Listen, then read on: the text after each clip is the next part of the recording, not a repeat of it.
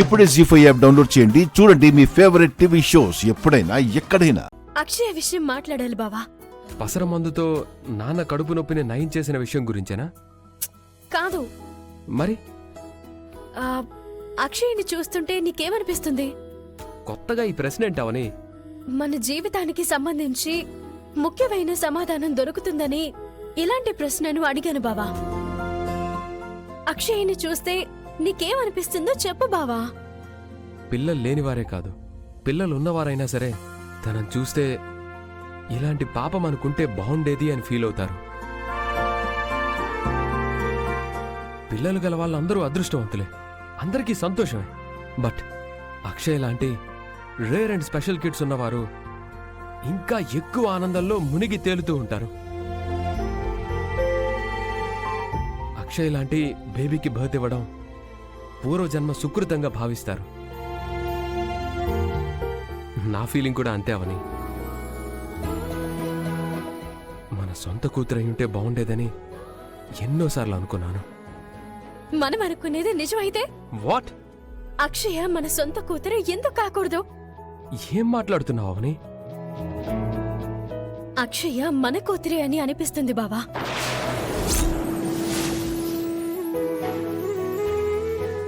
Yes బావా, అక్షయ నేను 9 నెలలు నా కడుపులో మోసిన బిడ్డే అనిపిస్తుంది.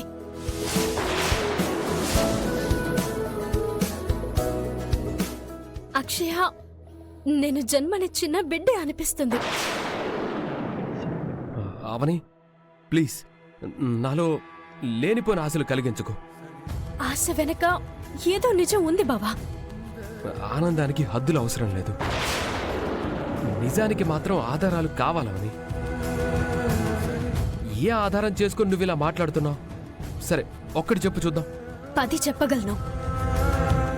మనకి మహర్జాతకురాలు కారణ జన్మరాలు పుడుతుందని స్వామీజీ చెప్పారు. అమ్మవారి అంశ అన్నారు. అలాంటి లక్షణాలన్నీ అక్షయలో కనిపించాయి. దైవ భక్తిలో నన్ను అత్తయ్యని మించింది. చదువుకోలేదు, కానీ జ్ఞానంలో తిరగలేదు. ప్రసాదం చేయగలిగింది, పూజ గదిలో అడుగుపెట్టింది, ఔషధం తయారు చేసింది, భవానీ మాలతో అత్తయ్యని బ్రతికించింది. ఒక్కటి కాదు, అన్నీ మన వంశంలో పుట్టిన బిడ్డకుండాల్సిన లక్షణాలన్నీ ఉన్నాయి. ఇంకో గొప్ప విషయం ఏంటో తెలుసా?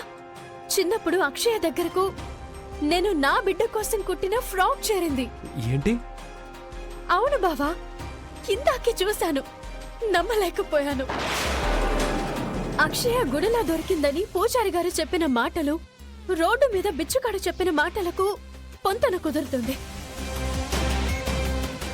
అక్షయ మన బిడ్డేనని అనుకోవడానికి ఇన్ని ఆధారాలు సరిపోవు బావా. ఇప్పుడు చెప్పు, నీకేమనిపిస్తుంది? నీ మాటలతో ఏకీభవించాలని అనిపిస్తుంది. నీ మాటలు నిజమని అనిపిస్తుందావని. అక్షయ్ మన కూతురే అయితే ప్రపంచంలో మనకంటే అదృష్టవంతులైన తల్లిదండ్రులు మరొకరుండరు. రేపు ఉదయం నారాయణరావు గారిని కలిసి నిజం తెలుసుకుందాం. సరే బావా. ఇంతకీ అక్షయ్ ఏం చేస్తుంది? నిద్రపోతుంది. ఇప్పుడే చూసొస్తానుండు.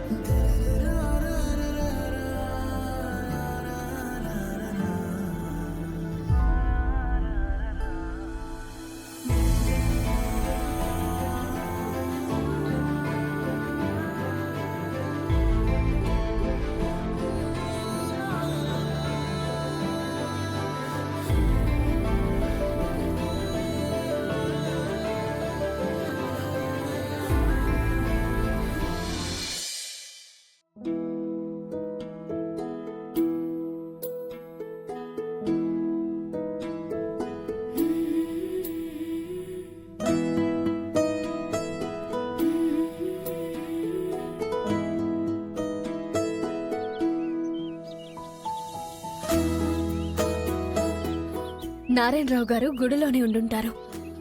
వెళ్దాం పద.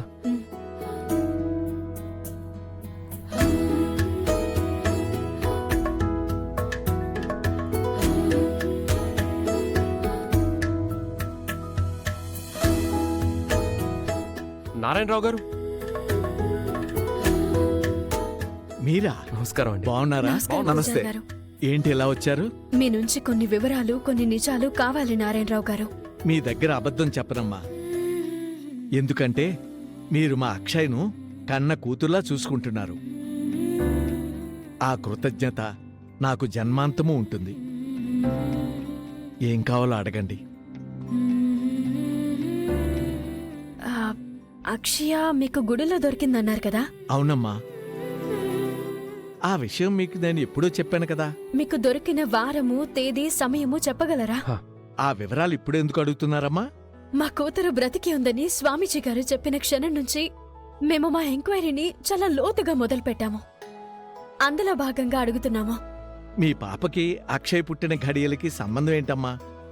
ఆ సంబంధం గురించి తెలుసుకుందామని అడుగుతున్నాము. కాదనకుండా చెప్పండి నారాయణరావు గారు. ఆ, సరిగా గుర్తులేదు బాబు. బాగా గుర్తు చేసుకోండి. మీరు చెప్పే వివరాల మీద కొన్ని బంధాలు ముడిపడి ఉన్నాయి.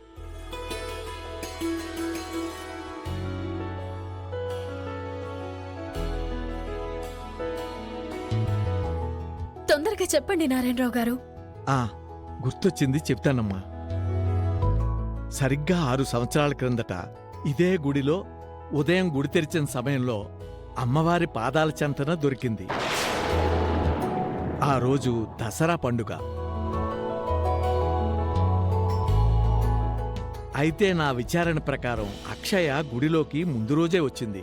అంటే దసరాకి ముందు రోజన్నమాట.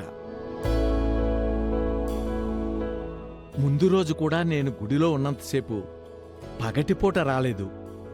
రాత్రి సమయంలో చేరుకుంది.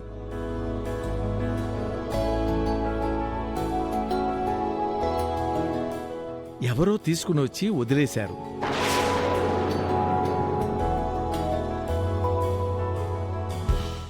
జీ5 యాప్ డౌన్లోడ్ చేసి అన్ని ఎపిసోడ్స్ పూర్తి ఉచితంగా చూడండి.